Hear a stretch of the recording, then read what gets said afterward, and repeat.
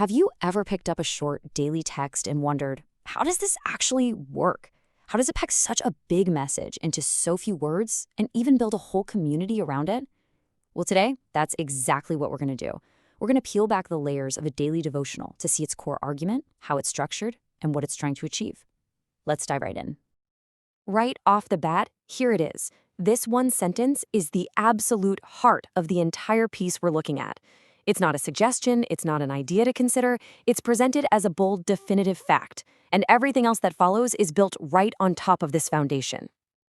Okay, so every strong piece of communication has a central claim, a main point it's trying to make. To really get what this devotional is doing, we have to start right there. Where does this big idea come from, and how do they frame it for the reader? And this slide gives us some really important context. See, this isn't just a random thought for the day. It's part of a series called Ambassadors Daily Banquets, and it fits into a bigger theme for the month: supernatural healings and miracles. That framing is key. It tells the reader right away that today's message is just one piece of a much larger, ongoing conversation. Now, if you're going to make a claim that big, you've got to back it up, right? So, where does the devotional ground its authority? Well, it doesn't just state a belief out of thin air, it anchors it directly in Scripture. Let's take a look at the exact passage it points to as its evidence. So the foundation is this verse from Matthew, chapter 8, and it describes the scene where people who are sick or possessed are brought to Jesus. The text says he does two things. He casts out spirits and he heals the sick.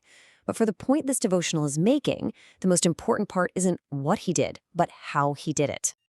And boom, there it is. This is the phrase the entire devotional hinges on: with his word. This is interpreted to be the very mechanism of his power.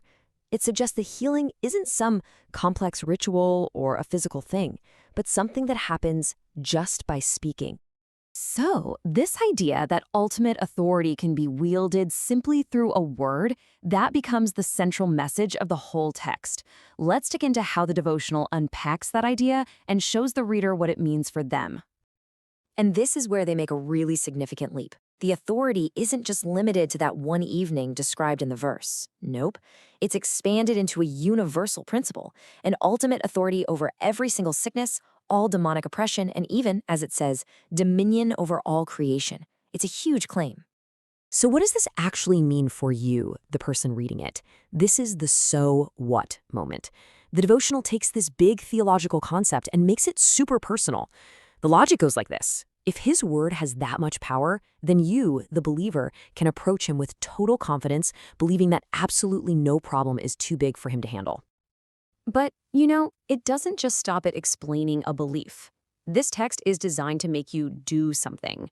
It moves from just theology to a really practical, step-by-step guide for the reader to use in their own life.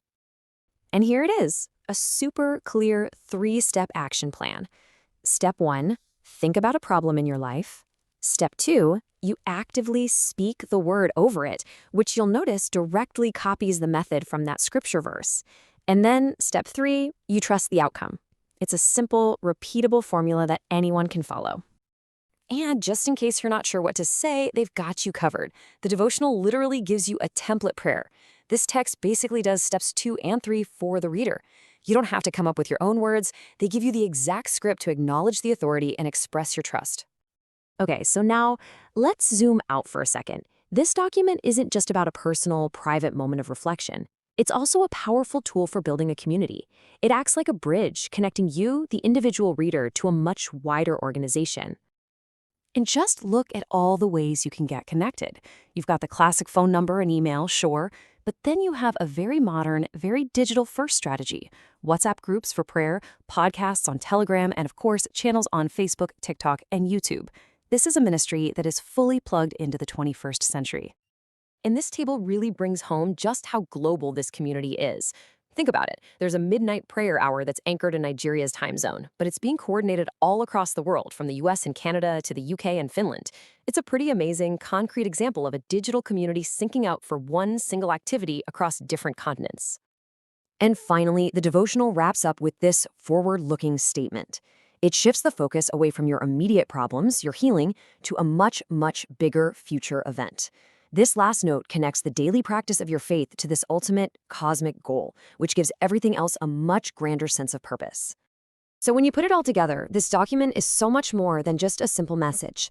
It starts with this massive claim of ultimate authority. It backs it up with scripture, it translates it into a personal action plan, and then it uses that whole package as a bridge to connect individuals into this coordinated global community. Which really just leaves us with this final thought to chew on. How does a message of ultimate authority, when it's really and truly believed, actually shape the actions of not just one person, but an entire community?